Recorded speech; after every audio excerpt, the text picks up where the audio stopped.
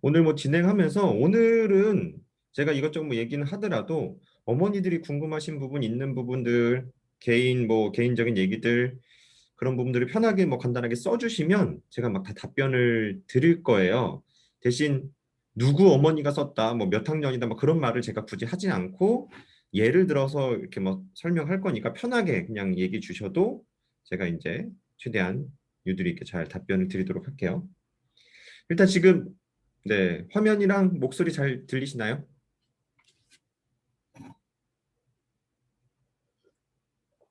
네, 잘 들리시죠? 다른 분들 좀 답변을 몇 분 해주셨으면 좋겠는데. 네네, 좋습니다. 그러면은 네, 그 중간중간에 그냥 목소리로도 이제 하고 싶은 얘기들 있으시면 그냥 뭐 얘기를 꺼내셔도 되고 채팅으로 얘기 주셔도 되고 그리고 얘기 들으시면서 중간중간 이따가 이거 물어보고 싶다라고 싶은 내용이 어머님들이 한 줄로 물어보지 않고 좀 길게 써야 될 때가 있을 거예요. 그런 내용들은 미리 생각도 좀 정리해 놓으시고 미리 조금씩 쓰시면 써놓으시고 이따가 이렇게 딱 엔터 치시면 좋지 않을까 생각이 들어요. 네. 그리고 잠깐만요. 네. 제가 그거 바로 막 복사해 놨다가 이따가 이렇게 한 번에 쭉 얘기를 할 테니까 얘기 주시면 될 것 같고 네, 자, 뭐 일단 시작을 해보도록 할게요. 자, 오늘 주제가 우리 아이 이제 기하 공부 어떻게 해야 할까요?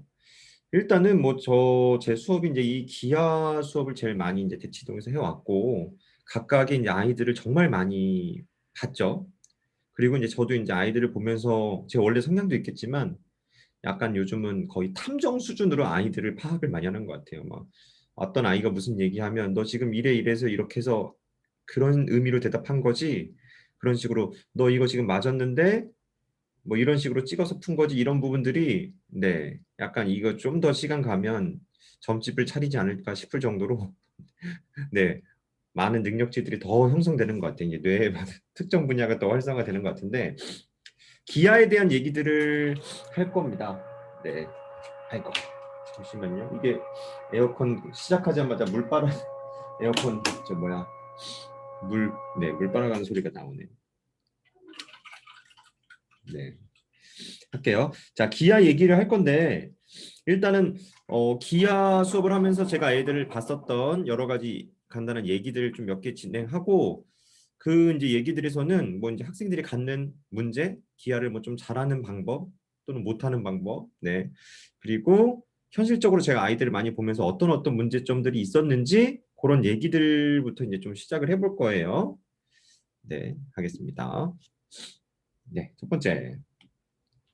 자, 오늘 진행은요. 뭐 일단은 제가 아이들을 보면서 많이 느꼈던 어떤 현실, 그리고 기아 못하는 방법. 이 못하는 방법은 못하자가 목표는 아니고 잘하고 싶은데 그 못하는 아이들은 이런 성향을 갖고 있더라. 못하는 아이들이 공부를 할 때 이런 방식으로 하더라라는 걸 간단하게 좀 뭐 편안하게 재미있게 얘기할 거고 잘하는 방법, 그리고 어떤 학생별 이 이야기, 그리고 기아 단계별 수업에 대해서 어머니들이 잘 알고 계신 분들도 계실 거고 또 약간 모르시는 분들도 있을 거예요. 그래서 기아 단계별 수업은 근데 왜 그렇게 진행하는가? 요거는 제가 뭐 단계별 수업에 대해서 아주 자세히 오늘 얘기를 하자면 너무 설명회처럼 되기 때문에 그거보다는 간단하게 어머니들이 아시는 선에서 요 단계의 수업은 왜 이렇게 진행하나요? 궁금한 게 있으시다면 답을 드리도록 하겠습니다. 그다음 마지막엔 편안하게 질문하는 시간. 이 질문은 마지막에 좀 하셔도 되지만 아까도 얘기 드렸다시피 생각나는 거 있으시면 그냥 적어주세요. 제가 복사해놨다가 다 답을 하겠습니다. 자, 할게요. 자, 기아 수업에서 어떤 현실. 제가 이제 기아 1단계, 2단계, 2.5단계, 3단계, 3.5단계 하고 정말 무수히 많은 학생들을 만났습니다. 그리고 기아를 이미 좀 잘하고 이구 쭉쭉 하는 친구들도 있고 제 기아 수업에서 뭐 1단계부터 만나서 이렇게 쭉 뭐 2단계, 2.5단계 뭐 이렇게 해서 쭉 가는 친구들은 보통 어떤 개념의 체계는 잘 잡혀 있는데 중간에 좀 자기 이제 기아가 좀 약점도 있다면서 2단계나 또는 뭐 3단계 수업에 이렇게 합류하는 경우들도 있어요. 뭐 2단계나 3단계 수업부터 이제 새로 오게 된 신입생인 거죠. 그런 친구들은 제가 이제 항상 대부분 수업에서 물어봅니다. 관련된 내용이 나왔을 때 RHS, RHA라는 합동이 중학교 2학년에 등장하거든요. 이 합동 조건에서 H가 뜻하는 게 무엇인지 아니? 이렇게 물어봐요. H가 뜻하는 게 무엇인지 아니? 어머니들 혹시 대답해 보실까요? 어머니들 아세요? RHS, RHA에서 H. H가 뭘 뜻할까요? 네. 입변. 네, 정말 답을 주셨네요. 제가 아이들한테 이렇게 물어봐요. 1번 뭐 90도, 2번 높이. 그다음에 사실 저는 약간 제 뭐 약간 장난기 같은 성격도 있지만 이렇게만 보기를 줘요. 90도야, 높이야. 근데 아이들 사실 여기에 답이 없어요. 빗변이거든요, 빗변. 근데 확실하게 알고 있다면 보기에 답이 없다라는 것도 알 건데 아이들이 실제 90도나 높이로 많이 얘기를 합니다. 그럼 이거 뭐 어떻게 한 걸까요? 그 아이가 뭐 2단계나 3단계 정도를 온 학생이라면 이미 많은 곳에서 수많은 뭐 문제들을 풀고 이미 그렇게 쌓여왔을 겁니다, 시간이. 근데 보통 이제 처음에 RHS, RH 합동을 처음에도 제대로 안 배웠을 수도 있지만 웬만하면 분명히 누군가한테 처음에 제대로 배웠을 겁니다. 근데 RHS, RHA를 계속해서 아마 단어만 썼을 거예요. 야, 이거 무슨 합동이지? RHS 합동이야. 그럼 아이들은 그냥 끄덕끄덕 고개 그냥 필기하고 필기하고 그렇게 시간이 오래 가면서 정작 이 단어는 들으면 알지만 이 단어의 각각의 뜻도 무엇인지도 잘 모르는 겁니다. 그래서 R이 뭐 90도 그리고 H가 빗변, S가 변을 뜻하는데 그 각각의 단어들이 무엇인지 계속해서 좀 몇 번 강조해 주고 해야지 아이들이 이제 무엇인지 좀 이제 상을 잡게 되거든요. 그래서 정말 현실적으로 좀 놀라워요. 뭐 예를 들어서 뭐 어떤 그냥 뭐 학원 이름 얘기할까요? 어떤 뭐 그냥 C 땡땡으로 할게요.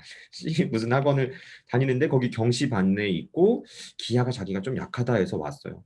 물어봅니다. 너 RHS에서 H 뭔지 알아? 또는 R이 뭔지 알아? 몰라요. 그런 부분에 좀 많이 놀라는 것 같아요. 그럼 그 아이가 지금까지 되게 희미한 뿌연 상태에서 학습을 했을 거라는 거예요. 무언가 정확하게 알지 못한 채 그냥 필기만 하고 뭐 그랬을 건데 그래서 그런 부분들이 생각보다 굉장히 많다라는 겁니다. 어머니들이 오늘 이런 거 한번 메모해놨다가 우리 아이는 해서 자 아이야 우리 아이 잠깐 와봐 해서 RHS에서도 H가 뭔지 아니? 네, 한번 물어보세요. 아마 2-2까지 했다면 이건 당연히 알아야 될 내용인데 그 최소한적인 그 단어의 뜻이 희미하다면 당연히 잘 안 될 겁니다. 기하 약점이 있었을 거예요.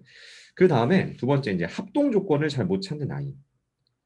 이 합동 조건이라는 게 보통 아이들이 그냥 눈으로만 이렇게 보는 거예요. 그냥 무엇이 모양이 같은 거라는 거 정도는 인지를 하는데 왜 합동인지에 대한 구체적인 이유를 생각하는 게 아니고 그냥 모양 보고 느낌 보고 판단하는 경우들이 많습니다. 그래서 기하 이제 합동 조건을 제가 아이들한테 간단한 문제에서도 이 그림에서 합동인 삼각형을 찾고 합동 조건을 적어봐라고 했을 때 어느 단계도 생각보다 아이들이 그렇게 잘하지 않아요. 그래서 이런 부분이 생각보다 아이들이 좀 심각하다. 그리고 가정과 아이고 오타네. 이거 재밌는 오타인 것 같아요. 네, 가정과 결론을 혼용해서 쓴다. 네, 가정을 썼더니 실수로 저의 약간 무의식이 반영된 것 같아요. 결혼을 써버렸네요. 결론을 써야 되는데. 가정과 결론을 그러니까 서로 혼용해서 무엇이 가정이고 결론인지 제대로 이제 알지 못하고 혼용해서 쓰는 경우가 많아요. 요거는 예시를 좀 들어볼게요. 자, 못하는 방법부터 얘기해 볼게요. 기하 못하는 방법. 자, 요런 식의 접근이 좀 웃기지만 저 나중에 막 그런 책을 써보고 싶더라고요. 나중에 이제 시간이 되고 기회가 된다면 이제 공부 못하는 방법이라는 책을 한번 써보고 싶더라고요. 뭐냐면 공부 잘하는 방법이나 그런 것들은 엄청나게 많잖아요. 이렇게 하면 잘한다, 이렇게 하면 잘한다. 근데 이제 이 기업 수업 공부 못하는 방법에서 공부를 잘하지 못하는 아이들이 갖게 되는 수많은 성질들의 어떤 경우들을 잘 나열하고 그것들이 어떤 형태인지 써서 그 아이들이 이제 그런 성향이 보였을 때 공부를 못할 가능성이 많다. 그런 거를 좀 잘 없애주고 좀 이게 잘 정리해줘야 된다. 그런 내용의 막 책을 쓰고 싶다는 생각이 들기도 하더라고요. 공부 못하는 방법. 네. 자, 그럼 이제 기하를 못하는 방법. 일단은 첫 번째 문제를 읽지 않습니다. 기하는 그림이 나와 있는 경우가 뭐 상당수죠. 그림이 나와 있으니까 아이들은 이 부분부터 이제 눈이 이제 갑니다. 근데 이제 문제를 풀어야 하기 때문에 마지막에 물어보는 것이 무엇인지 잠깐 봐요. 참고로 이 문제는 잘 푸는 친구들도 있겠지만 한참 고민해도 못 풀고 끙끙대다가 제가 이제 마지막으로 한마디 하면은 막 소리를 지르는 애들도 있어요. 뭐냐면 문제 읽었니? 요 첫 번째 줄 직각이등변 삼각형이란 말 봤어? 라고 했을 때 으아 하면서 직각이등변이라고 하면 여기 각이 45도인 걸 알거든요. 그러면 문제를 풀 수 있는 어떤 단서가 주어진 건데 이걸 통해서는 아마 풀었을 건데 아이가 아무리 고민해도 풀지 못했던 그 상당수 이유는 이 문제 조건을 읽지 않은 경우들이 많습니다. 그래서 기하를 잘하려면 일단 문제를 읽어야 돼요. 문제를. 그래서 꼼꼼하게 문제를 정말 읽고 문제를 푸는 습관 계속해서 잡아줘야 됩니다. 그림에만 쳐다본다고 안 됩니다. 자, 여긴 제대로 썼네요. 가정과 결론을 혼용한다. 이게 뭐냐면 이것도 이제 제가 뭐 요건 2단계에도 있고 3단계에도 있고 2.5 네, 여러 단계도 있고 각각 다 들어가 있는 문제예요. 참고로 요거는 경시 책에서도 나왔었던 문제지만 이미 시중 문제집 속에서도 이것저것 다 들어가 있는 유형입니다. 이 유형에서 네, 간단히 한번 읽어볼게요. 그냥 편안하게 정삼각형이 있어요. 내부에 DA랑 DB가 길이가 같은 점 D가 있답니다. 그 다음에 점 P는 여기 길이가 똑같대요. 이렇게 노란 선들은 길이가 다 똑같다라고 나와 있습니다. 그리고 하나 더 여기 사이에 알파 알파 제가 표시했네요. 각이 같다라고 나와 있어요. 이때 요 각을 구하라라고 나온 겁니다. 자, 이 각을 구하라. 일단 가장 낮은 단계에서는 그냥 답을 구해요. 어떻게 보냐? 30도 이렇게. 그 다음에 조금 더 생각을 하는 친구들은 이렇게 선을 그어서 생각을 하게 됩니다. 요 삼각형과 이 삼각형은 일단 너무나도 합동처럼 보여요. 그리고 이 각은 얼마처럼 보이죠? 30도처럼 보입니다. 이 둘이 딱 같아 보이니까 그럼 답은 30도 써서 대부분 맞아요. 근데 이제 제가 아이들한테 이제 합동 조건을 올바르게 쓸 수 있는지 보는데 자, 제가 색깔로 한번 해볼게요. 파란 두 삼각형의 합동 조건 아이들이 어떻게 쓰게 되냐면 삼각형 B, C, D랑 삼각형 A, C, D 요 이제 합동 조건을 쓰라고 합니다. 그러면 적지 않은 아이들, 네, 그러니까 뭐 많은 아이들이 아이고 글씨가 이게 깨지네요. 사스 합동을 쓰게 돼요. 사스 합동. 그래서 왜 사스 합동을 썼는지 이제 보게 되면은 그 아이가 이렇게 얘기합니다. 선생님, 이거 사스 합동 확실히 맞아요. 왜냐면 여기 길이 같죠? 정삼각형, 요변 공통이죠. 그 다음에 이 두 각이 30도에서 같잖아요. 그러니까 이 둘은 사스 합동이에요. 이렇게 얘기하거든요. 이게 뭘 뜻할까요? 이 30도라는 부분은 이 합동의 결론을 통해서 알 수 있는 건데 아이는 그 30도라는 결론, 나와야 될 결론이 이미 가정으로 넘어가서 그것을 잘못 판단하고 있는 거예요. 사실 가정과 결론을 좀 헷갈려 하는 거는 기하 쪽을 하는 아이들 입장에서 조금 낮은 단계입니다. 근데 생각보다 많이들 헷갈려요. 자기가 무엇을 구해야 할지를, 그러니까 이런 거죠. 30도를 알아야 하는데 그 30도를 이용해서 이 합동을 증명한다는 게 말이 안 되거든요. 뭐 일단 너무 수학적인 내용으로 얘기해서 좀 무거울 수도 있는데 그런 식으로 결론과 가정을 좀 잘못해서 막 헷갈려 하면서 이렇게 쓰는 경우들이 꽤 있다. 그리고 또는 추측을 통해서 그것을 하는 경우들도 많아요. 뭐냐면 이 값이 30도라는 추측에서 시작됐는데 그 추측이 어느새 가정에 들어가고 그 가정에 의해서 결론까지 이끌어내는 경우들이 꽤 있습니다. 조심해야 되는 부분이에요. 자, 그다음에 시각 정보에만 의존하는 경우들. 아이들이 문제를 굉장히 빠르게 후루룩 푸는 아이들이 있습니다. 식도 많이 안 쓰고. 이런 경우들은 시각 정보, 눈으로 보이는 거에만 많이 의존을 하는 거예요. 재밌는 풀이가 자, 뭐 이 종이를 접었답니다. 여기 길이가 궁금하대요. x 길이가 궁금하답니다. x 길이 같은 거 맞죠? 접었으니까. 여기도 6입니다. 그 상태에서 이렇게 아이들이 마무리하는 경우들이 많아요. 여기가 2x고 여기가 6이므로 6은 2x. 그럼 따라서 x는 3이다. 이거 틀린 풀이거든요. 근데 여기서 6은 2x라는 논리가 어디서 나온 걸까요? 네, 네. 6은 2x라는 내용이 어디서 나왔을까요? 네, 바로 요거랑 요거를 같다라고 이제 추측을 한 거거든요. 같다. 이 둘의 길이가 같을까요? 이 둘의 길이가 실제 뭐 같을 수도 있죠. 계산해 보면. 근데 같다란 얘기가 아무것도 없는데 이 문제를 읽고서 논리적으로 가야 할 부분이 아닌 그냥 같아 보이기 때문에 그걸 같다라는 결론을 가는 경우들이 있어요. 조심해야 됩니다. 그냥 이 둘이 같아 보임으로 같은 거. 이런 식으로 이제 그림에만 의존할 때가 많고 이 문제도 읽어보면 전혀 다른 내용으로 풀어야 되는데 아이들은 이 각을 90도로 많이 찍습니다. 왜 그럴까요? 90도처럼 보여서. 자, 이런 부분들 눈으로만 그림에만 의존해서 시각적인 정보로만 의존하면 잘 못한다. 자, 그렇다면 이제 잘하는 방법을 보도록 할까요? 잘하는 방법. 첫 번째, 문제를 읽는다. 이거 당연하겠죠. 이거는 뭐 특별히 예시를 들지 않겠습니다. 문제를 읽어야 돼요. 두 번째, 그림에 표시를 한다. 자, 많은 아이들이 생각보다 문제를 풀 때 그림에 아무 표시를 안 하고 계속 쳐다보고 있습니다. 예를 들어서 이런 식으로 계속 이렇게 쳐다보고 있는 거예요. 이렇게 한참 계속 만약에 제가 뭐 한 문제를 풀려고 한 3분을 줬다고 생각해 봐요. 어떤 친구들은 저한테 뭐 트레이닝을 많이 받고 한 친구들은 뭐라도 하려고 하는데 아직 그게 좀 약한 친구들은 3분 동안 계속해서 문제를 이렇게 쳐다만 보고 있어요. 제가 그때 이런 얘기를 아이들한테 많이 해요. 뭐냐면 합동을 찾아야 각도 뭔가 표시하는 게 아니라 무언가 표시를 하다 보면 그 합동이나 그런 내용들을 찾을 수가 있다. 제가 막 약간 그냥 보물찾기로 예를 들어서 많이 얘기하거든요. 꼭 보물이 어디 있는지 알아야 그냥 찾으러 가는 게 아니라 이것저것 찾다 보면 보물의 위치를 알아낼 수도 있는 거다. 그래서 알 수 있는 내용들을 조금씩 표시하다 보면 알 수 있으니까 무언가 표시를 시작해라. 문제를 읽고 확실한 것부터 무언가 표시를 하다 보면 무언가 보일 거다. 그 가장 기본이 각도예요. 각도에 대한 표시인데 한번 볼까요? 자, 정사각형이 나왔네요. 여기 땡땡 길이가 같다라고 써 있어요. 여기가 한 변의 길이 같다라고 네. 이때 요 교점이 P라고 나와 있는데 요거 더하기 요거가 궁금하대요. 참고로 이 문제는요. 이 두 각의 합을 물어본 거지만 상당수 이거랑 똑같은 그림을 준 상태에선 대부분 여기 각을 물어봅니다. 실제 이 문제도 같은 문제죠. 왜냐하면 여기가 90도인 거 알고 있기 때문에 x의 값만 알면 이 두 값의 합도 당연히 알 수 있을 거예요. 이거 아이들이 다 맞춥니다. 다 맞춰요. 어머니들도 예상할 수 있을걸요? 심지어 그림 볼 필요도 없어요. 여기 x 써 있으면 x가 얼마인지 알 겁니다. 얼마죠? 90도. 어머니 다 예상되시죠? 90도예요. 근데 이제 그래서 90도라고 하면 뭐 상당수 어머니들이 아, 우리 아이가 잘 푸네, 빠르게 푸네, 머리가 좋다, 특별한 능력이 있나 이런 식으로 생각하시는 분들도 좀 있고 뭐 아이한테 과정을 쓰라고 하시는 분들도 있겠지만 결국은 이렇게 써가면 이것저것 학원에서 상당수는 이것은 그냥 동그라미 처리가 될 겁니다. 맞는 것으로.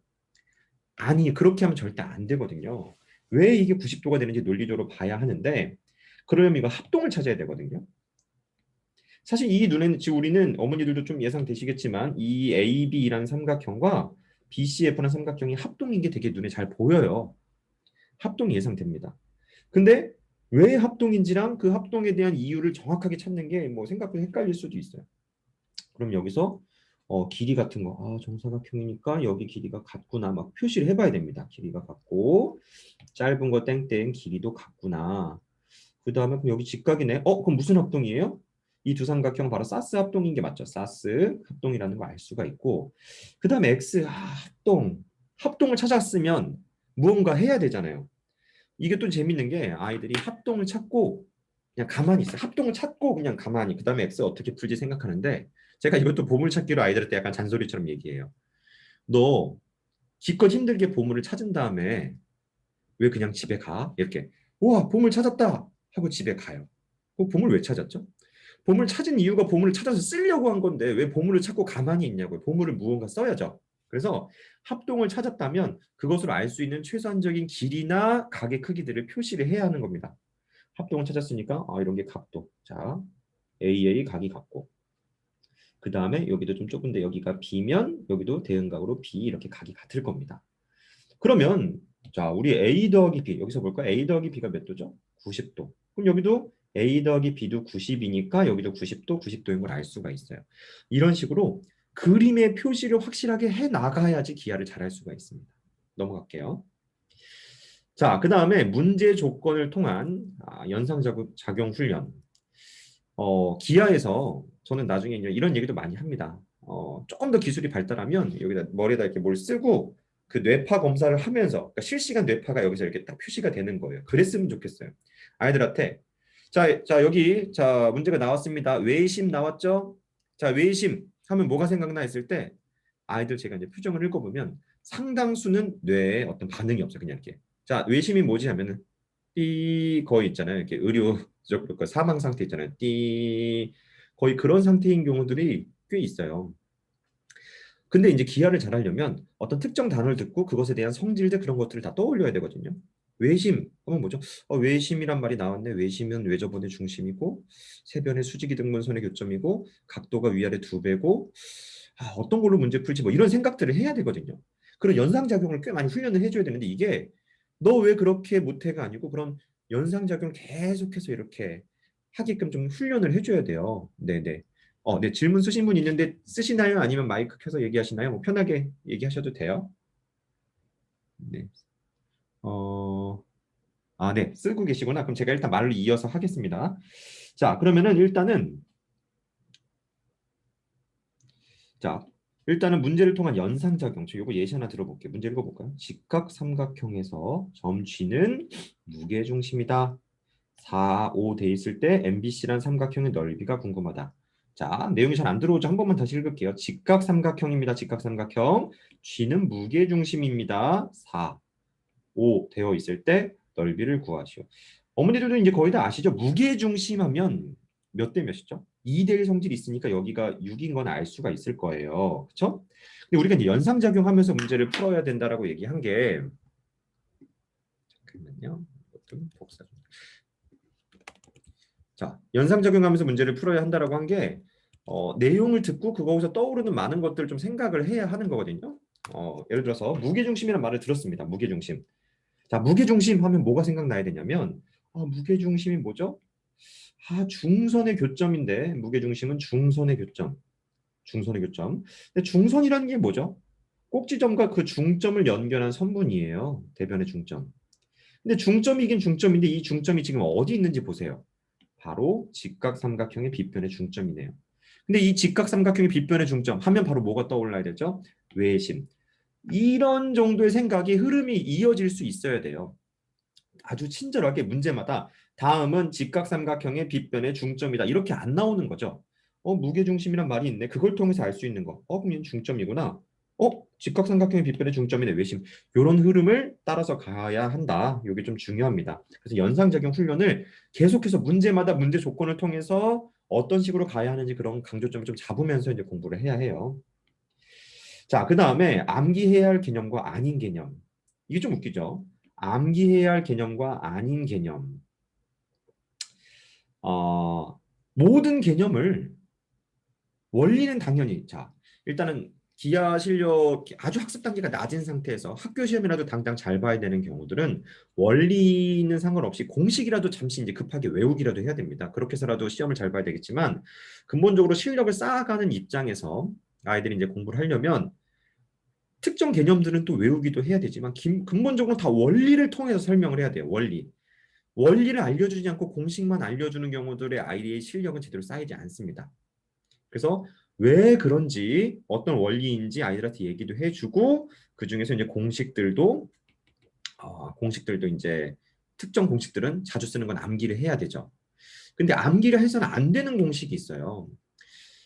일단 이 얘기를 하기 전에 좀 뭐 복잡한 뭐 여러 가지 이제 아이들을 제가 이제 뭐 보면서 어떤 경험이 있는데 제가 봤던 학생 중에서 기하를 굉장히 잘했었던 어떤 학생은 그 어떤 공식도 하나도 외우지 않은 학생이 있어요. 근데 아주 특이 케이스입니다. 아주 특이 케이스인데 공식을 다 외우지 않아요. 공식을 외우지 않고 문제마다 보일 수 있는 그 원리들로 다 응용해서 풀어요.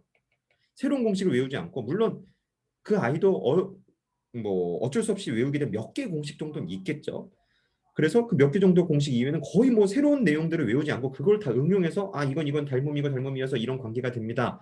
이런 식으로 다 외우더라고요. 사실 그 친구는 굉장히 머리 회전 속도가 빠르기 때문에 원리로 모든 걸 원리로 바로바로 다 보면서 푸는 겁니다. 굉장히 사실 그게 좋죠. 그게 좋은데 전 이렇게 생각해요. 뭐냐면 예를 들어서 타자가 되게 빠른 친구가 있어요.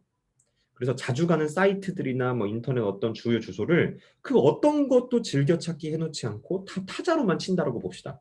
그 아이의 능력치에 따라서 굉장히 타자가 빠르고 외울 수 있다면 많은 인터넷 사이트를 왔다 갔다 할 거예요. 편안하게. 근데 주소가 너무 길거나 어느 정도 이제 한계가 있는 부분들도 있기 때문에 만약에 그 주소를 알고 있다 하더라도 자주 가는 내용들의 즐겨찾기를 해놨다면 그 부분은 즐겨찾기 버튼만 누르면 빠르게 이동할 수가 있거든요. 물론 즐겨찾기를 너무 오랫동안 누르다 보면 그 원리 자체가 머릿속에 좀 사라지는 경우들도 있습니다. 하지만 그 원리를 계속해서 좀 강조도 하고 중간중간 확인도 하는 과정을 거치면서 공식과 그 원리를 같이 이제 좀 어느 정도 이해를 해야 되는 게 기본적인 학습 방법이에요. 그게 효율적인데, 자, 저는 이제 제 수업 시간에 또 많이 얘기하는 것 중에 하나가 이 개념은 각의 이등분선 정리고, 각의 이등분선 정리인데 얘는 내각, 요 사이 각을 이등분한 거고 이 각은 외각을 이등분한 겁니다. 저는 아이들한테 얘기해요. 이 개념은 원리도 설명해 주지만 공식도 반드시 외워야 한다. 왜냐하면 중학교 2학년을 넘어서 중3 그리고 고등학교 과정에서도 응용 문제가 계속 나온다. 그리고 이 개념을 시작할 때 전 아이들한테 물어봅니다. 혹시 40번 개념은 내가 설명하기 전에 이 공식을 기억하고 있었던 사람, 기억나는 사람 손들어 하면 많은 애들이 손들거든요. 41번 가서 혹시 이 개념 공식을 지금 알고 있는 사람 손들어 볼래? 라고 하면 상당수가 거의 다 손내려요. 기껏해 한 반에 한 명, 두 명이 약간 가물가물하거나 뭐 약간 기억하는 학생이 있지만 대부분 기억을 못 합니다. 그럼 아이들한테 물어봐요. 혹시 이거 개념 뭐 이거 공식을 배운 적이 없니? 했더니 아니래. 다 배운 적은 있는데 공식이 기억이 안 난다고 합니다. 저는 이제 이런 건 이 공식은 저는 수업 시간에 이렇게 강조해요. 이건 아예 외우지 말아야 하는 공식으로 강조해요. 뭐냐면 어 우리가 간단한 공식이기도 하고 자주 사용해서 머릿속에 오래 남는 어떤 공식이 있고 그 다음에 공식을 배운다 하더라도 자주 사용하진 않고 오랜만에 가끔 나왔을 때마다 그 공식이 도무지 기억도 안 나고 원리도 잘 생각도 안 나는 그런 개념들도 있어요. 그래서 그런 부분 대비해서는 이 부분은 저는 끊임없이 보조선을 어떻게 그어주기만 하면 문제를 풀 수 있어라는 얘기를 계속합니다. 어떤 보조선만 그으면 문제를 계속 풀 수 있어 이런 얘기를 이제 계속해서 이제 아이들한테 진행하는데 그래서 저거는 이제 공식을 외운다고 하더라도 시간이 좀 가면은 금방 이제 또 까먹게 돼요. 그리고 문제 적용도 못해서 그래서 이 부분은 특정 공식 같은 경우는 외우지 말고 어떤 보조선이나 어떤 원리로 풀어야 한다는 그 트레이닝을 좀 강조를 합니다. 자, 그래서 외우지 않아야 되는 개념도 있다. 물론 공식을 외운 아이가 공부를 못하게 되느냐 꼭 그렇다고 볼 수는 없습니다. 잘할 수도 있지만 공식보다도 보조선이나 그 원리에 대한 강조가 들어가야 되는 개념도 있고 꼭 공식으로 암기해야 되는 개념도 있고 이렇습니다. 자, 그 다음에 이제 뭐 오늘 얘기는 뭐 그렇게 길지 않게끔 하고 어머니들 질문이나 궁금한 거 편안하게 얘기 드리고 싶은데 네. 벌써 주어진 얘기는 생각보다 많이 했어요. 학생별 이야기. 뭐 제가 이제 생각나는 얘기들이나 이런 것들 좀 몇 개 준비해 봤는데 시중 문제집 정답률만 높은 아이. 네, 이거 어떤 아이가 문제집의 시중 문제집들은 되게 이제 정답률이 높은데 뭐 일명 족보닷컴이나 학교 기출 문제들을 풀 때는 정답률이 되게 낮은 학생이 실제 존재했었어요. 이 학생의 경우는 그림에 의존하는 뭐냐면 모든 정보를 그림에만 의존하는 건 아닌데 문제를 읽고 문제에 있는 그림에 나온 거랑 문제 내용을 유추해서 예상되는 어떤 답의 방향이나 그런 거를 좀 빠르게 잡는 아이였는데 그림이 아주 정확하게 그려지지 않고 조금이라도 약간 균형이 안 맞으면 정답률이 확 떨어집니다. 중요한 건 눈으로 보이는 부분에만 정보를 의존하는 게 아니라 논리적인 부분에 조금 이제 트레이닝을 많이 해야 되거든요. 그런 일이 있었습니다. 그리고 이제 어머니들이 이거는 이제 어머니들의 한 상담 내용이기도 한데 그 내용을 한번 제가 미리 적어봤어요. 작도에 대한 내용을 한번 얘기를 해봤으면 좋겠어서 작도. 자, 선생님 우리 아이가 작도를 잘 못하는데요. 라는 개념. 일단은 이 작도라는 단어 자체가 어머니들이 그냥 작도라는 말로 하나 쓰지만 한 세 가지 정도의 개념으로 조금 단어가 의미가 나눠져요. 세부적으로는. 하나의 작도는 정말 중학교 1학년 과정에 나오는 정말 작도. 각을 이등분하고 뭐 외접원 그린다든가 그다음에 각변을 뭐 수직 이등분선 긋고 그런 뭐 평행선 긋고 그런 기초적인 작도들. 이거는 그렇게 어렵지도 않고 아이들도 기초적으로는 대부분 다 합니다. 이거는 어머니들의 고민이 아닐 거예요.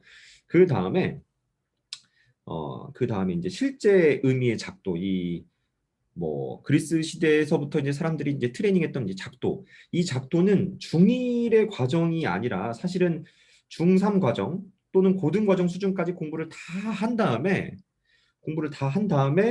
이제 그 수학적인 모든 원리를 사용해서 작도하는 거의 이제 영재고나 그런 입시 수준에서 찾아올 수 있는 작도의 어떤 수학적 원리를 담고 있는 이런 수업은 대부분 존재하지 않아요.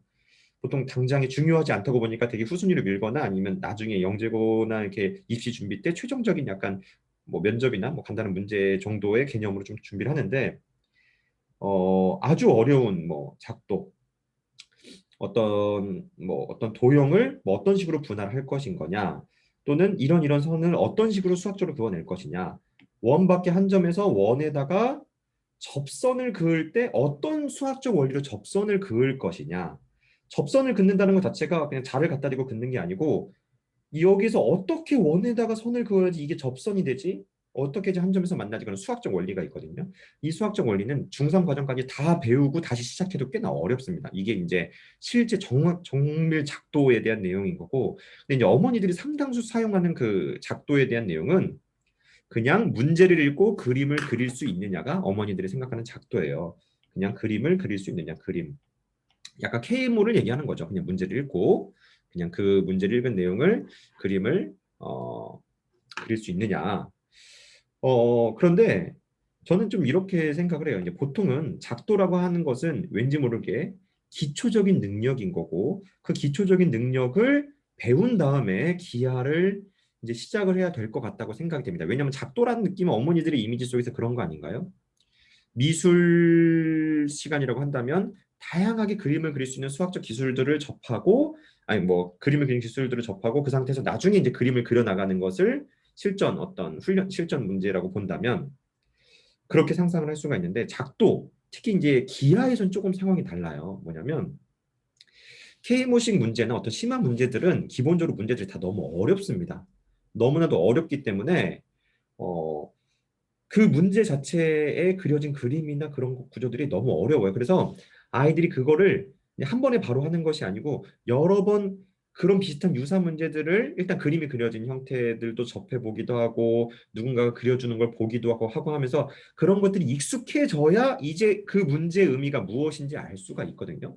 그래서 이 그림을 그리는 작도 부분은 보통 별 트레이닝 없이 그냥 경시학원을 바로 간 경우 기하를 너무 어려워하고 그림을 그리는 게 어려워하는데 아이들이 이제 기하를 어려워할 때 이 작도하면서 그림을 그리는 것도 어려워하고 문제 푸는 것도 어려워하지만 두 가지 어려움이 동시에 왔기 때문에 이 부분이 너무 어려운 겁니다. 그래서 이제 저는 제 기하 3단계 수업 같은 경우는 그림을 일단 다 주어줘요. 뭐냐면 아이들한테 이 문제에서 의미하는 것이 이런 그림인지 정말 그림을 통해서 좀 확인하고 수학적으로 어떤 논리에서 나오는지 그런 걸 같이 풀어보고 그런 걸 익히면서 이제 이 문제에서 얘기하는 게 이런 형태로 그림이 나온다는 거구나. 그런 것들이 익숙해지면은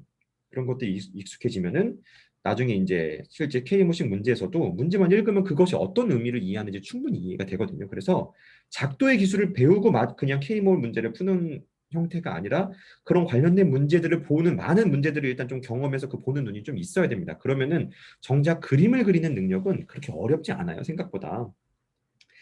자, 이렇게 작도에 대한 내용을 좀 얘기를 해봤고요. 그리고 이제 뭐 방금 딱 질문 주신 어머니의 얘기랑 좀 연결되는데 보조선 찾는 걸 너무 어려워한다.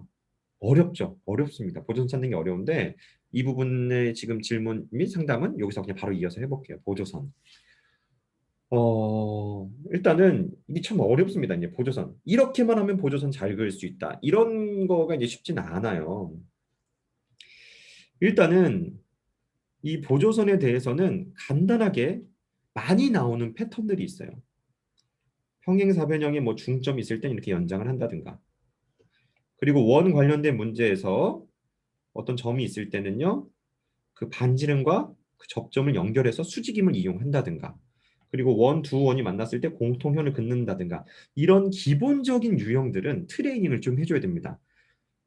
이런 경우는 이렇게 푸는 거야 이런. 근데 가끔 좀 엉뚱하게 막 이렇게 막 중점 잡혀 있고 한데 뭐 이상한 선을 그어 본다든가 너무 말도 안 되는 선을 긋는 경우들은 아직 트레이닝이 좀 부족한 거고 기본적으로 많이 나오는 유형들은 이렇게 긋는 거야라는 걸 방향을 잡아줘야 되는 게 있고 이 이외에 특수 유형들이 있어요.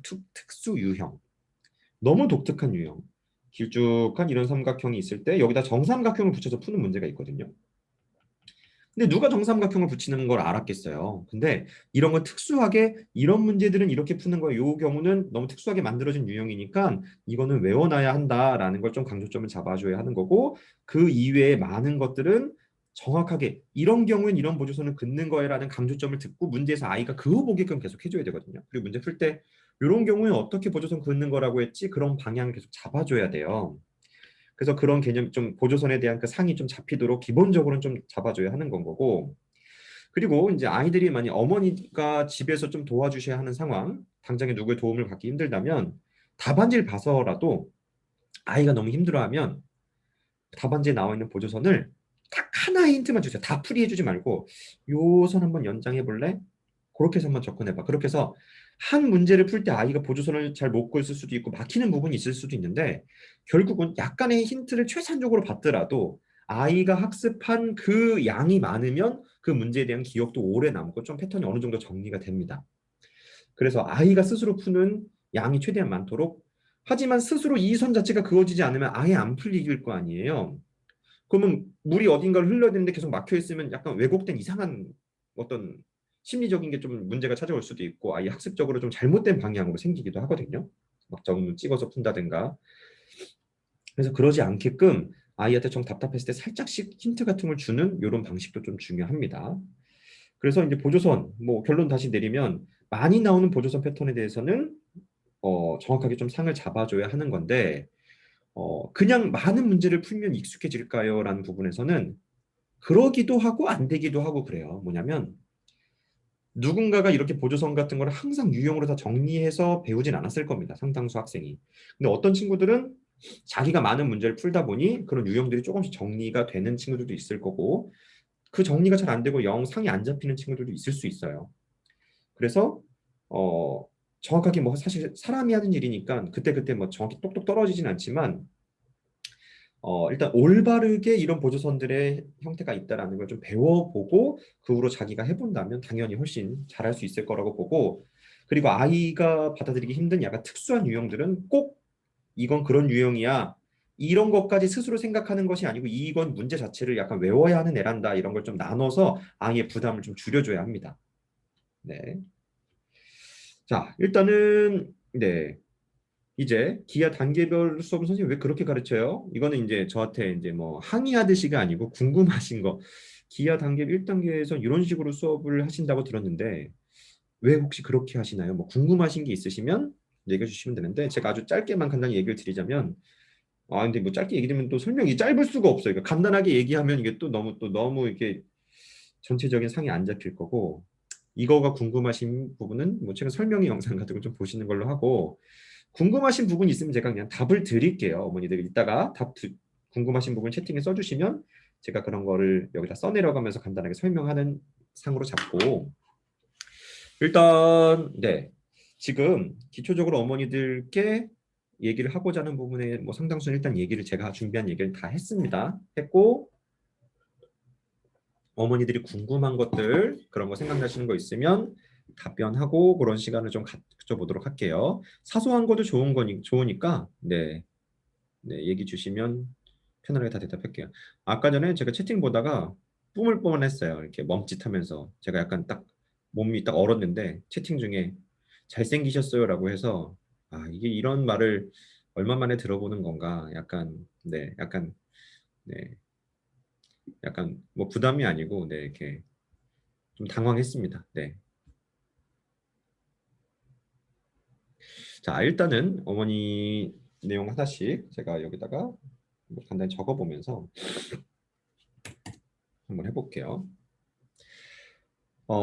네, 첫 번째 이제 오답률이 적은 경우 과정을 모두 적어야 하나요? 오답률이 적은 경우. 근데 이게 자, 이것도 이제 정확한 내용을 얘기 드리는 게 쉬운 건 아닌데 오답률이 적다. 일단은 오답률이 적다에 그 오답을 누가 판단했나요? 정답이 맞고 틀리고로 그냥 동그라미만 했나요? 답이 맞으면 맞은 걸까요? 네네. 뭐 훈남이세 이런 거 자꾸 던지지 마세요. 어머니 제가 이렇게 네. 그러니까 어머니들이 이렇게 너무 약간 예의상 하는 말에 제가 약간 네. 당황하네요. 네. 단계별 강의 계획서는 요 홈페이지 이거 어머니 제가 두 창을 동시에 띄우기는 네, 가능하긴 하네요. 가능하니까 요거 홈페이지에도 다 있거든요. 홈페이지에도 있으니까 그런 홈페이지 내용을 참고하시면서 보시면 조금 더 편할 거고요. 궁금하신 부분 있으면 제가 여기다 띄어는 놓을게요. 뭐잘 보이실지 모르겠는데 얘가 1단계, 2단계 뭐 이런 식이 있습니다. 어머니 궁금하신 부분 있으면 띄워 놓도록 할게요. 일단 1단계 잠깐 띄워 놓겠습니다. 잠깐만요. 제가 까먹지 않게 복사 좀 해놓고.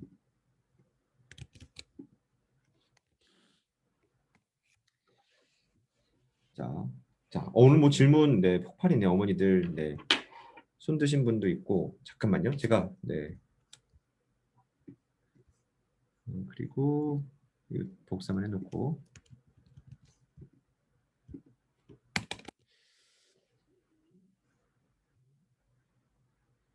네,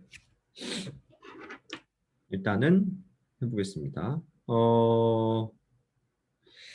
일단은 오답률이 적은 경우, 일단은 아이가 많은 문제를 맞았다라는 부분에서 상당수 긍정적이긴 하지만 위기도 약간 있을 수 있다고 봐요. 뭐냐면 저는 제가 아이들이 숙제를 해오면 기하 문제 좀 쉬운 책에서는 그렇게 많이 아니지만 조금 약간 난이도 있는, 근데 요즘은 뭐 쉬운 책이라고 다 쉬운 것만 있는 건 아니에요. 응용 문제들이 꽤나 어렵기 때문에 그런 문제들을 아이들이 이제 풀어오면 집에서 동그라미 쳐온 문제를 다시 다 틀리게 합니다. 뭐냐면 모든 걸 틀리게 하는 건 아니고 동그라미 쳐왔던 문제 상당수는 올바르게 풀지 않았어요. 합동 조건을 못 찾고 모순이 있고 운 좋게 찍어서 맞고 이런 것들이 상당수가 많기 때문에 오답률이 적다라는 부분 자체가 정말 그 아이의 동그라미에는 상당수가 정말 논리적으로 알고 있는 것이냐에 대한 정확한 답은 아니기 때문에 답변 드리기가 좀 애매하긴 합니다. 근데 오답률이 어찌됐건 적은 경우 그중에 적어도 틀린 문제라도 그런 걸 스스로 찾기 힘든다면 틀린 문제라도 그런 걸 좀 체크해주면서 다시 한번 노트에 풀어봐. 이 부분은 과정을 좀 자세히 쓰면서 해보자라고 하는 게 중요하겠죠. 아마 뭐 그냥 학원 이름 얘기할까 그냥 가려야 되겠죠. 황땡 학원 같은 경우는 제가 알기로는 첫 번째 풀어서 맞으면 동그라미인데 틀리면 그거는 과정을 써서 가야 된다라고 얘기를 들었어요. 그래서 아이들한테 거기서 형성된 능력은 어떻게든 첫 번째 맞으려고 하는 그 능력이 형성되더라고요. 찍든 뭐 아주 살짝 베끼든 어떻게 해서도 첫 번째만 맞긴 하면 더 이상 묻진 않기 때문에 넘어가기 때문이죠. 근데 이제 저 같은 경우는 제 이제 기하 수업은 대부분 어, 사진 찍어서 저한테 제출을 하게끔 합니다. 그래서 제가 귀찮지만 제가 다 직접 채점을 해요. 그래서 이거는 단만 맞았다, 이건 보조선이 없다, 다 체크해서 그걸 다시 한번 하게끔 해요. 그래서 좀 그런 부분들 어찌됐건 그렇게 좀 올바르게 보는 게 좀 중요하고 그 상태에서도 어찌됐건 틀린 문제들은 과정을 올바르게 적고 하게끔 해야 됩니다. 그냥 과정을 다 적자니 시간이 너무 오래 걸리고 또 이제 과정을 적지 않고 문제를 쭉쭉 풀다 보면 올바르게 풀었는지 안 풀었는지 보기 힘든데 그럼 이제 과정에서는 저는 최소한적인 문제마다 합동 조건을 꼭 적는 것으로 최소한적으로 이제 합동 조건은 반드시 문제 사용된 합동 조건, 닮음 이런 것들은 요 정도라도 최소한적으로 적고 상세한 풀이는 안 적더라도 이 정도를 적고 그 상태에서 이제 그 답이랑 확인해 봐야 되겠죠. 그걸 보고 그 상태에서 맞으면 맞는 거지만 이런 게 제대로 안 되어 있는 경우가 상당수일 거예요. 그런 거 한번 보시면 될 것 같고. 네, 잠깐만요. 제가 추가로 답변 드리기 전에 네, 요거 네, 이게 한 분 채팅이 한 줄로 쭉 오는 게 아니고 다른 분이랑 대화가 섞이기 때문에 제가 요거만 복사해 놓고 네. 네, 어머니들은 네, 아이 이름만 쓰지 마세요. 내가 이것을 복사 제가 가려서 하긴 할 건데 네, 뭐 자, 제가 가려서 네. 네, 요거 하나가 이게 요분 자 이렇게 연결되네요. 네, 혹시 제가 여기 써놓은 것 중에 어머니들이 물어보신 거 좀 빠진 게 있으면 어, 얘기 주세요. 자, 일단 뭐 또 해보겠습니다. 음, 일단 뭐 두 번째 내용으로 또 가볼까요?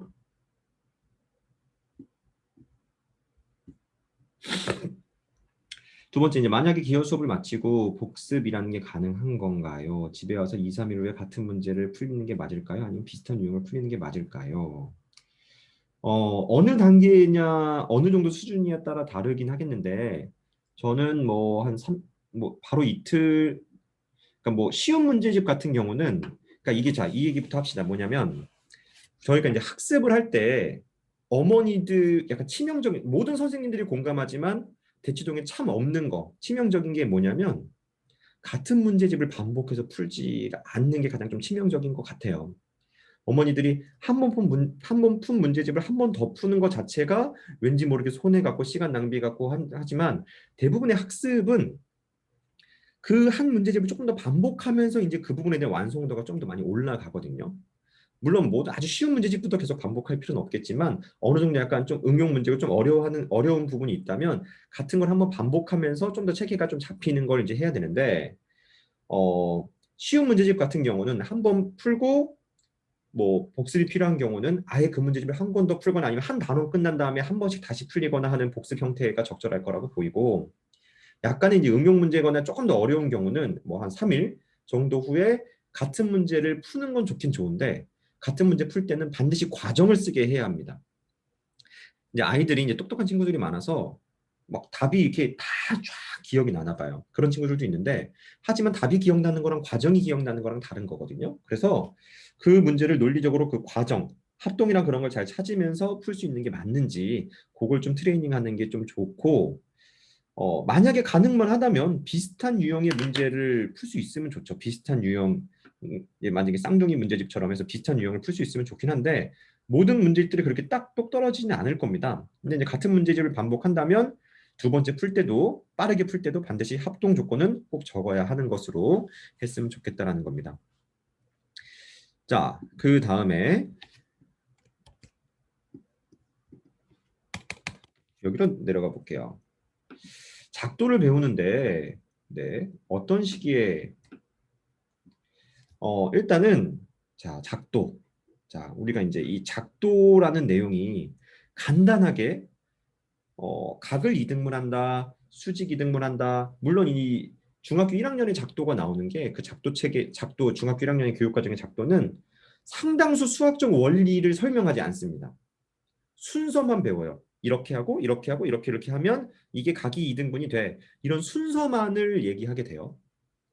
근데 그럼 이해하지 않는 내용을 순서대로 따라하는 게 수학일까요? 물론 수학적인 의미가 없는 건 아니죠. 그렇게 한번 따라해보고 나중에 개념을 익히면 되는데 그 개념이 그 원리가 무엇인지 설명하는 과정이 교육 과정이 없어요. 그럼 최소한 한 과정을 두 번 돌면서 뭐 한 번 배우고 그 다음번에 배울 때 과정을 소개하든가 아니면 처음 배울 때도 어떻게든 과정을 통해서 이게 어떤 원리이기 때문에 나왔다는 내용을 얘기해야 되는데 상세한 내용은 없고 순서만 배우게 된다. 그래서 이제 그 작도가 좀 아쉽습니다. 근데 참고로 그냥 중학교 1학년 과정에 나오는 그 작도만 자세하게 왜 그런지 원리를 설명하면서 들어도 충분히 작도에 대한 대부분의 모든 기술은 다 하게 된 거거든요. 근데 이제 작도를 이제 책으로 배우게 된다는 것 자체가 거기서 조금 더 많은 유형들을 담고 있을 겁니다. 정삼각형 그리는 것들, 뭐 어떤 뭐 루트를 그리는 것도 있고, 뭐 방정식의 해를 구하는 것도 있고, 작도에 대한 것도 아주 이제 여러 가지들이 있는데 그 상당수는 작도를 배우면서 이해할 수도 있지만 많은 수학적 아이디어, 원에 대한 내용 그런 것들이 다 들어가요. 그래서 작도에 대한 아주 심화적인 부분은 사실상 중3 과정까지 배우고 내려와야 되는 내용들이 상당수입니다. 그래서 작도가 어머니들의 생각이 초반에 있지만 초반에 사고력처럼 재미있게 경험해 볼 수 있는 부분이 당연히 존재하지만 작도에 대한 상당수 내용은 중1 과정을 하면서 제대로 일단 좀 배우거나 그 이상의 심화적인 작도는 중3 과정까지 본 후 해야지만 제대로 된 수학적인 원리를 통해 받아들일 수는 있다. 이런 얘기 드리고 싶고요. 자, 그러면 또 이 내용 가볼까요? 자, 시험 문제. 시험 문제를 풀다가 전혀 새로운 문제 유형이 나왔을 때 당황하지 않고 어떻게 접근해야 할까요? 네, 이거는 못한 것 같고.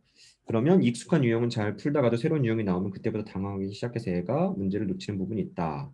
그러니 정답이 나올 리가 없다. 네, 일단 되게 좋은 질문이고 제가 예시로 생각하지 않았던 뭐 좋은 예시인 것 같은데 전혀 새로운 유형이 나왔다라는 부분.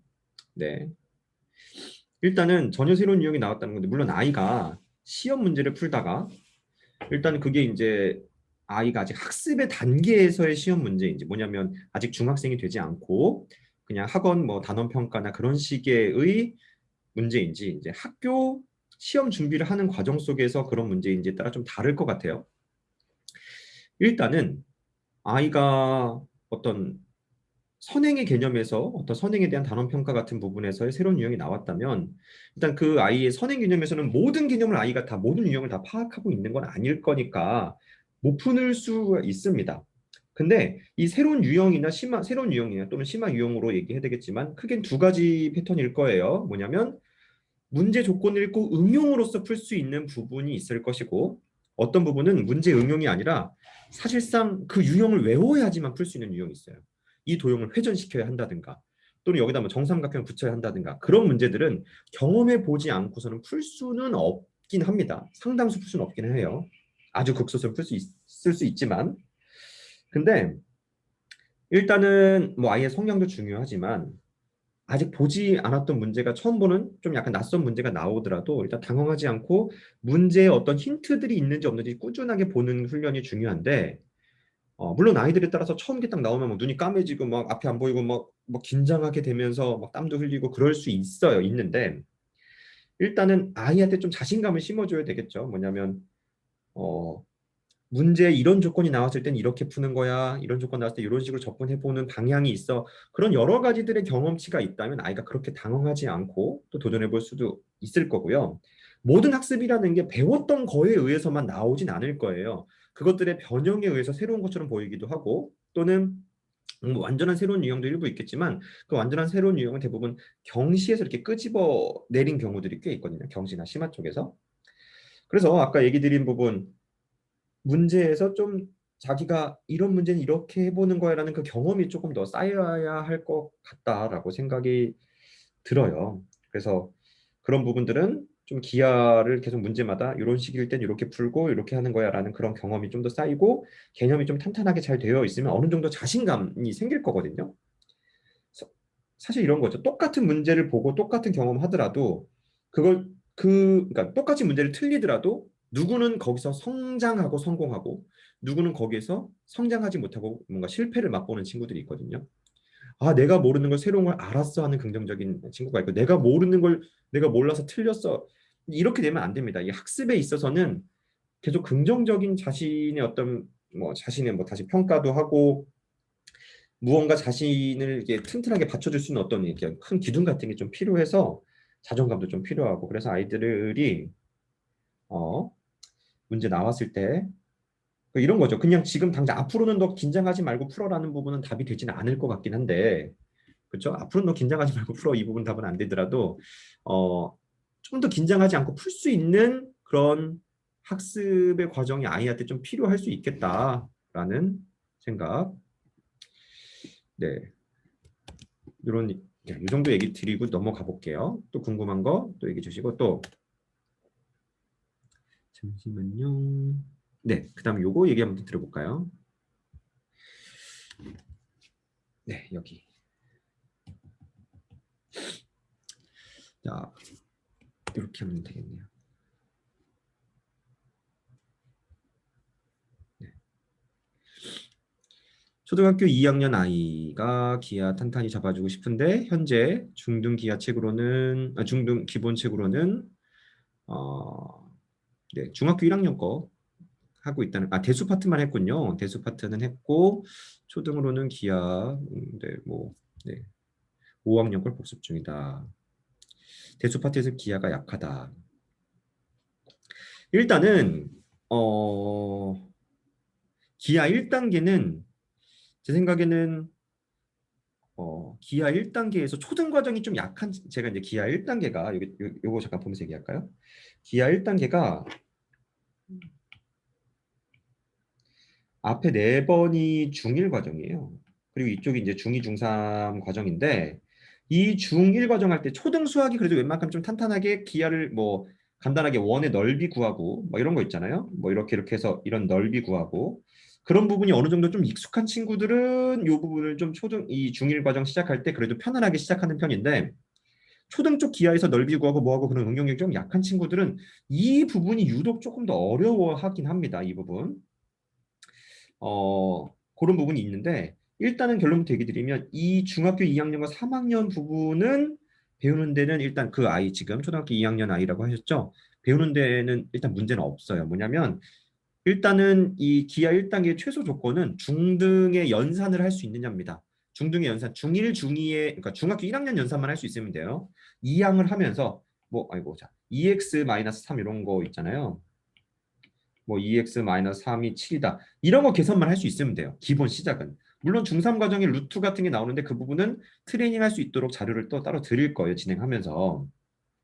그래서 기초 연산만 할 수 있으면 다 받아들일 수 있는 거기 때문에 아이가 물론 기하 1단계를 한 번만 딱 한다고 해서 바로 기하를 확 잘하게 되진 않을 수 있겠지만 기하에 대한 여러 가지를 좀 정확하게 보고 또 때로는 도형이 막 움직이는 것들도 보고 하면서 아이가 기하에 대한 좀 어느 정도 자신감을 좀 생길 수 있을 거라고 생각하고 제 수업을 듣기 전 이런 아이들이 꽤 있었어요. 원래 우리 아이가 대수만 잘한다. 기하가 약점이다. 기하 잘 못한다 하다가 저랑 공부하고서 이젠 대수가 약점이다라고 하는 경우들이 꽤 있었어요. 이제 아이가 기하가 너무 재미있어서 기하만 너무 많이 하려고 한다. 뭐 그런 고민을 할 정도로인 경우들도 있는데 일단은 지금 어찌됐건 들을 수 있는 준비는 좀 된 것 같고 네. 성대경시 상 받을 정도로 수학감도 있다고 했는데 네. 네. 일단은 이런 것 같아요. 이제 성대경시가 일단 각각 성대경 씨는 분명히 입상을 한 경우라면 아이들이 분명히 똑똑한 아이인 건 확실한 것 같아요. 그렇죠? 똑똑한 아이인 건 확실한 것 같은데 이런 성대경 씨가 예전에 비해서 초등 과정에서의 수학은 평가할 수 있는 항목이 너무 적어요. 제대로 된 수학은 어떤 방정식이나 미지수를 다루고 방정식과 함수를 다루는 중학교 과정에 대수가 들어가야 이제 기본적인 식에 관련된 문제를 풀 수 있을 것이고 그 다음에 도형에 대한 문제는 중학교 2학년부터가 그 제대로 된 평면 기하거든요.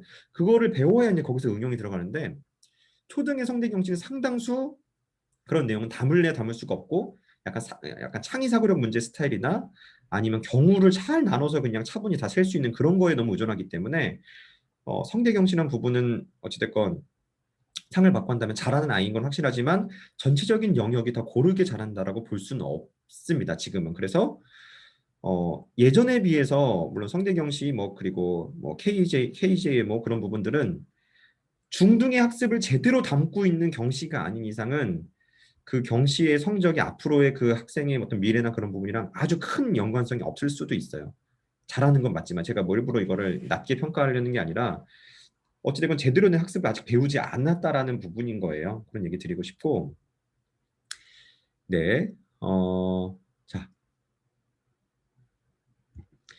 자, 그 다음에 요것도 얘기해 볼까요?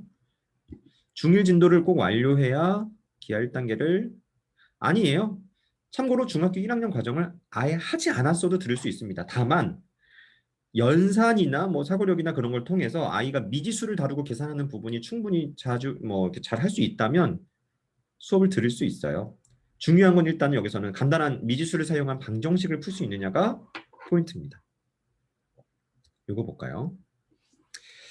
기하 감이 없고 문제 집착력이 약한 아이는 SM에서 어떤 수업을 들어야 할까요? 감이 없다. 그러니까 이게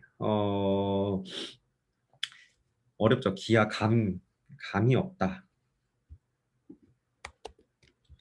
자, 이 부분.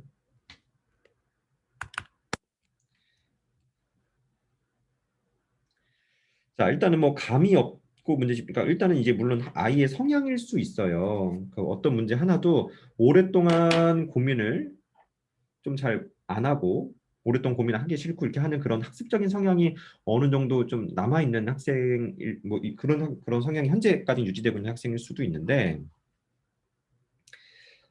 일단은 기하 감을 떠나서 수학이라는 부분이 재미있어야 되거든요. 물론 모두가 다 재미있진 않을 수 있겠지만 논리 하나하나 그러니까 너무 숙제 치이는 형태가 아니라 하나하나 좀 재미있게 그 원리를 이해하고 그걸 자기가 한번 생각도 해보고 관련된 문제도 풀어보면서 제대로 하나씩 해보면 기하는 꽤나 재밌는 겁니다.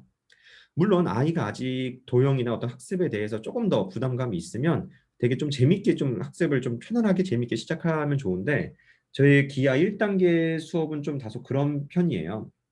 아이가 이제 중등의 기하를 처음 시작하는 데 있어서 좀 더 이제 재밌게 하려고 중간중간 좀 재밌는 얘기도 해주고 그러니까 이런 거죠. 기하가 재밌어야 하는데 기하의 학습 재미를 붙여야 되는데 그러려면 그 선생님도 좋아야 되거든요. 그리고 수업 시간도 좋아야 되고 정말 재미있어야 돼요. 그래서 그 재미있게 학습을 시작하는 것 자체가 일단 기하 1단계의 가장 큰 목표고 제가 기하 1단계 첫 수업에서 이런 얘기예요. 오늘 수업의 목표가 오늘 수업의 목표가 기하 1단계 첫 시간이 작도 합동인데 아니죠. 기본 도형과 위치 관계인데 오늘 수업의 목표는 이 기본 도형과 위치 관계를 알고 가는 게 아니라 물론 알고 가면 좋지만 오늘 수업의 목표는 나랑 친해지는 것이다. 선생님이 친하고 선생님이 좋고 하면은 그 부분에 대해서도 훨씬 더 편안하게 받아들일 수 있거든요. 그래서 일단은 아직 기하에 대한 그런 부분이 좀 약하다면 기하 1단계를 좀 부담 없이 편안하게 하면서 자신을 돌아볼 수 있는 시간을 갖는 게 좀 좋을 것 같고 문제에 대한 집착력, 재미 이런 부분들은 아이가 그 어떤 모든 거에서도 집착 문제에 대한 뭐 꼼꼼함이나 집착 끈기 없이 그냥 정말 그냥 항상 이렇게 그냥 무기력하게 가만히 있다라고 한다면 뭐 상담이나 뭔가 진짜 치료가 필요한 부분일 수도 있겠지만 아이가 좋아하는 부분이나 하고 싶은 부분에서 뭐 또는 영어든 과학이든 또는 영화든 TV든 좋아하는 부분에서는 꽤나 집착이 분명히 누구나 다 있을 겁니다. 그렇다면은 이 기하 쪽이나 학습에서의 집착이나 이런 게 약하다라는 거는 자신감이 없고 재미가 없다라는 거거든요. 그러면은 재미 요소를 만들어주고 정말 하나하나 원리를 통해서 그냥 이해가 되지 않는 걸 외우는 것이 아니라 원리를 통해서 배운다면은 충분히 잘 관심 있게 할 수 있을 거라 보고 일단은 기하감을 떠나서 그 아이가 어느 정도 선행을 하고 있느냐에 따라서도 다를 것 같아요. 1단계인지 2단계인지 그런 부분들은 좀 뭐 다를 것 같습니다. 그래서 요거는 구체적으로 나의 선행이랑 그런 부분을 얘기 주시면 조금 더 얘기 드릴 수 있을 것 같아요. 네. 네. 일단은 지금 뭐 어머니들이 1차적으로 질문 주신 것들은 거의 다 제가 일단 답은 다 했어요. 답은 다 했고 혹시 제가 놓친 거 있으면 어머니 그 복사해서 다시 한번 붙여주세요. 제가 그 부분 얘기 놓친 거 있으면 네 얘기 주시고 그리고 일단은 이제 어떤 뭐 아이에 대한 뭐 상황이든 그리고 어느 반을 입반해야 되건 뭐 그런 부분들은 뭐 구체적인 부분은 이제 저랑 저희 학원 실장님들은 이런 경우 이렇게 해야 된다는 부분을 계속해서 같이 이제 좀 맞춰가서 말 그대로 일명 동기화가 돼 있거든요. 이렇게 서로 이제 맞춰져 있어서 누구한테 상담 받더라도 비슷한 얘기들 그런 것들을 좀 많이 드릴 수 있으니까 어느 정도 뭐 학원 통해서 전화도 주시고 과정 상담도 받으시고 필요하면 원장님과 꼭 상담하고 싶다고 얘기하면 제가 또 어떻게든 시간 내서 통화든 아니면 방문이든 그런 상담도 드릴 수 있도록 할게요. 네. 자, 그럼 뭐 또 이런 질문이 있으니까 또 그 다음 것도 한번 가볼게요.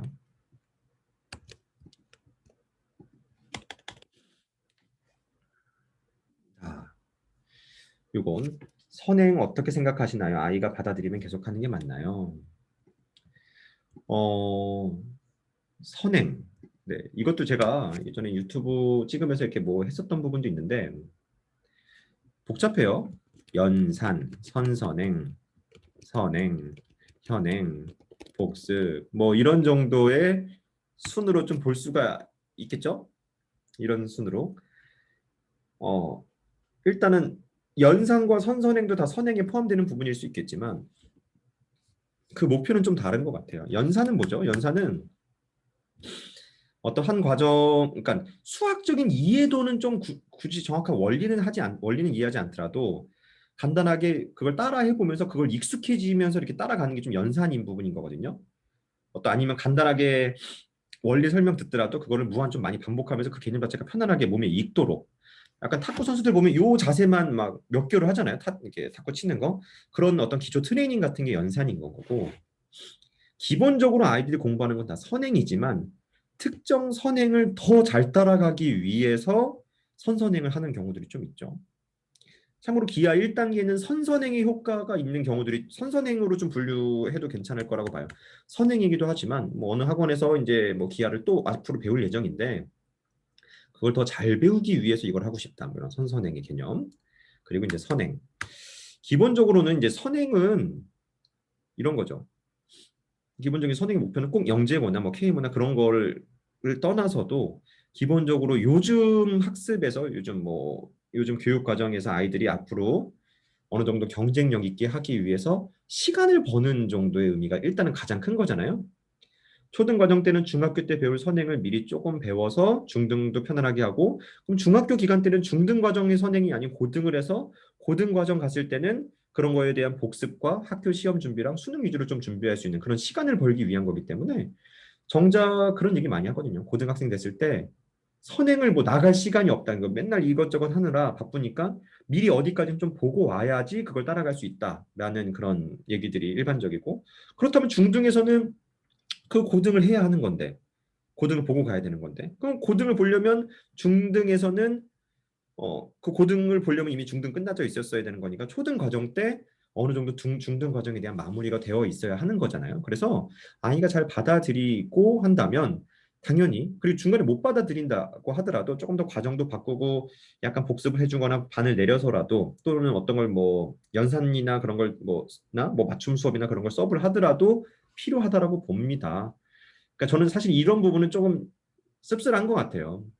무한 경쟁, 모두가 선행을 해서 안 하면 안 되는 그런 상황 같은 느낌인데, 저는 그것이 꼭 바람직하다고 생각하진 않는데, 전체적인 어떤 차원에서는. 근데 개개인의 학생에 대한 상황을 보고 이 현재의 어떤 상황을 바꿀 수는 없잖아요. 그 상태에서는 어느 정도 선행이 필요한 건 좀 현실이라고 봅니다. 네. 자, 네. 그리고 또 이제 어머님이, 네, 요거, 자, 뭐 아이가 학원에 안 가려면 온라인으로도 할 수 있나요? 네, 지금 일단 뭐 제 수업 기준으로, 제 수업도 그렇고 다른 수업도 그런데, 저희는 수업 스타일의 수업이 이제 총 세 가지로 진행을 하게 돼요. 뭐냐면 그냥 현강, 학원에 오는 현강, 그리고 이제 줌 수업이 있고, 결석하게 됐을 때 영상으로 이제 보낸 다음에 이제 그 다음에 과제하면 추가로 첨삭하고, 이런 형태를 좀 병행하는데, 세 가지 항상 다 가능하게끔 조율을 하고 있어요. 그래서 어떤 수업이든 미리만 알려줘야지 자료도 보내고 좀 할 수 있으니까 미리만 알려주시면 항상 다 줌이나 통해서 접속해서 수업을 할 수가 있습니다. 근데 이제 수업의 특징상 제가 해보면 아이들이 그래요. 이제 모든 수업이 그런 건 아닌데, 뭐 1단계, 아이고, 자, 1단계, 2단계, 제 거 뭐 단계로 얘기해 볼까요? 2.5단계, 3단계, 3.5단계 수업이 있고, 그리고 평일에서 배우는 어떤 정규 과정, 원리해설 2-2, 뭐 3-2, 뭐 그런 수업들도 있어요. 참고로 뭐 1단계나 2단계 뭐 이런 수업들은 강의가 좀 많아요. 강의가 좀 많고, 2.5단계는 제가 학생을 직접 보면서 학생의 풀이를 직접 제가 계속 봐야 되거든요. 풀이를 보면서 너 왜 그렇게 풀었어? 왜 그렇게 풀었어? 막 이렇게 계속 확인을 하면서 해야 되는 거고, 이 부분도 강의가 꽤 많습니다. 그래서 제 수업 같은 경우는 뭐 여기서도 강의도 많고 관리도 많은데, 이런 수업들, 이런 수업들은 줌으로 하더라도 그래도 상당수 따라가는데 큰 부족함이 없이 어느 정도 이렇게 할 수가 있어요. 근데 2.5단계는 가능하면 학원 오는 걸 좀 추천을 좀 드리고 있어요. 왜냐하면 제가 학생 풀을 직접 봐야 돼서, 물론 집에서 하더라도 사진 찍어서 뭐 문제 풀 때마다 사진 찍어서 보내서 제가 이렇게 확인하는데, 조금 소통이 약간 불편할 때가 있어서 가능하면 학원 오는 게 좀 더 좋다 정도인 거고. 그리고 또 그것도 있습니다. 뭐냐면 아이가 어 뭐 아이가 많이 뭐 그냥 판반에 10명이라고 쳐볼게요. 10명. 10명 중에서 뭐 한 두세 명, 세 명, 네 명 정도, 뭐 세네 명이 정도가 줌이다.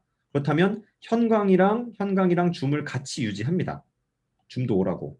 줌도 오고 현강으로도 오고. 근데 조사 결과 뭐 한 거의 50% 이상, 60% 또는 뭐 70% 정도가 상당수가 줌으로 하게 되면, 현강으로 왔을 때 그 현강 아이들과도 해야 되지만 줌도 챙겨야 되고, 그 균형이 좋지가 않아서 상당수가 줌일 때는 뭐 이런 수업들의 일부는 줌 100%를 좀 전환해서 아이들을 제가 한 명 한 명의 화면을 직접 다 보면서 좀 케어를 하는 편이어서, 그래서 상당수가 줌일 때는 줌 100%로 좀 전환을 하기도 해요. 그래서 그런 부분 좀 얘기 드리고, 지금 코로나 때문에 뭐 심각하잖아요. 그래서 온라인으로는 언제든지 대부분 수업은 온라인 부분은 항상 어찌되건 할 수 있으니까, 네, 문의만 주시면은 온라인 부분은 다 진행할 수 있어요. 자, 그 다음에 네, 여기서 요거를 자, 현재 6학년인데 기하 1단계를 듣고 있군요. 겨울방학이 2단계 말고 2.5단계 수강이 가능할까요? 일단 이건 아이의 선행 상태에 다른데요. 일단은 요거는 1단계 마치고 시험을 봐야 합니다. 그러니까 뭐냐면 2.5단계나 그러니까 2.5단계나 3단계 수업을 들으려면 중등의 개념이 꽤나 탄탄하게 잡혀 있고 웬만한 개념들은 다 알 수 있고 주요 응용 문제들을 어느 정도 풀 수 있는 아이가 약간의 문풀 쪽을 더 강화하기 위한 게 2.5단계인데 만약에 아이의 개념이 아주 탄탄하거나 주요 핵심 원리들을 볼 수 있는 눈이 아직 없는 채 좀 개념이 덜 탄탄하다면 기하 2단계를 듣고 하는 게 훨씬 낫거든요. 그래서 1단계 수업 과정을 마치고 물론 그 아이가 제 1단계만 듣는 게 아니고 다른 공부도 해서 어느 정도 완성이 될 수 있어요. 그래서 기하 2단계 못지않은 어떤 학습적인 결과를 가지고 있을 수 있다면 2.5단계 가능한 건 맞지만 시험을 통해서 확인이 가능해요. 그냥 말로만 얘기 드릴 수는 없고 네, 시험을 통해서 확인 가능합니다.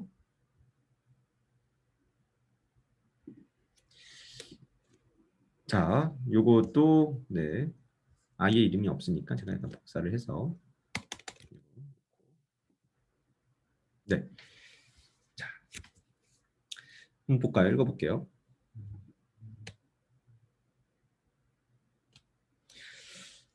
선행 없이 선선행 없이 선행학원을 다니면서 오래 걸리면 수업을 따라가는 거랑 선선행하면서 선행학원을 숙제나 수업을 수월하게 따라가는 거랑 장기적으로 어떤 것이 수학적으로 도움될까? 선행을 추천하거나 선선행을 비추하시나요? 아, 네네네. 일단은 그러니까 저는 뭐 비추라는 부분보다는 기본적으로 요즘에는 거의 다 필요한 부분이라고 봐요. 그러니까 좀 잘하려면 저는 이렇죠. 뭐냐면 요 얘기부터 할까요? 선행이 선행은 뭐냐면 말 그대로 미리 좀 배우는 거잖아요.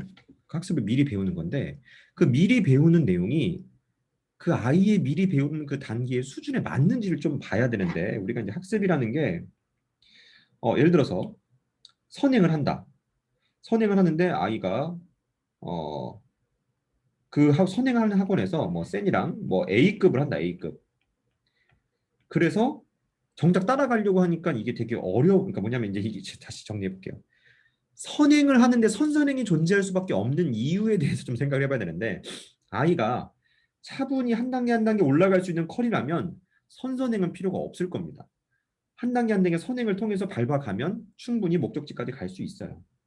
근데 이제 대부분의 이제 뭐 대치동의 상당수 수학 컬이가 꽤나 어려운 것을 그 선행 컬이 안에 넣어놨어요. 잘하려면 이 정도까지 해야 된다 이런 식으로 선행 컬이 뭐 A급 같은 걸 자꾸 넣어놓으니까 그 아이들이 이제 A급을 공부하기 위해서 실제 선행에서의 단계가 안 맞거든요. 이 A급은 훨씬 더 어려운 그 나중 단계인데 선행 단계에서 이런 게 들어가 버리니까 아이가 이걸 좀처럼 받아들이기 힘든 건 거죠. 그럼 이걸 받아들이기 힘들어서 끙끙대면서 과외를 붙이거나 엄마가 해주거나 하기도 하지만 결론적으로 이걸 받아들이기 힘들어서 어머니는 어쩔 수 없이 이거보다 조금 더 빠른, 조금 더 쉬운 트레이닝 수업을 하게 되는 경향이 있거든요. 그 의미가 선선행이 되는 거예요. 그래서 선선행의 유무는 그 아이의 선행이 어느 과정을 어느 난이도로 하고 있느냐에 따라 좀 다른 것 같아요.